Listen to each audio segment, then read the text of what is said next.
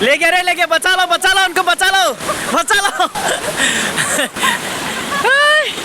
आप सभी को मेरा नया चैनल में फिर से स्वागत है। Welcome back to my channel. मैं दोस्तों के साथ नहाने आया हूँ इस नदी पे। नदी जो है बहुत ही ज़्यादा पानी है इसमें, और आनंद लेंगे, नहाने के साथ साथ एंजॉय भी करेंगे। क्या नहाने के लिए है क्या हैंडसम भाई? हाय।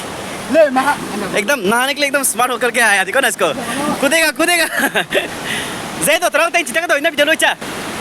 लो कहते हैं वही ब्रेक चना, वही ब्रेक चना में किया तो। बच गया रे। वॉश निकाल लो पहले। गाइस, अभी हम लोग का नदी में जो है बहुत बड़ा स्विमिंग पूल बना रहे हैं। टेक्नोलॉजिया तब तीन चुकांगरा में कह दो, तीन चुकांगरा में दीबरा में कह दो। देखो बहुत लंबा होने वाला ये, बहुत गहराई है। हाँ 10-15 फीट है ये, बहुत गहराई है ये झील।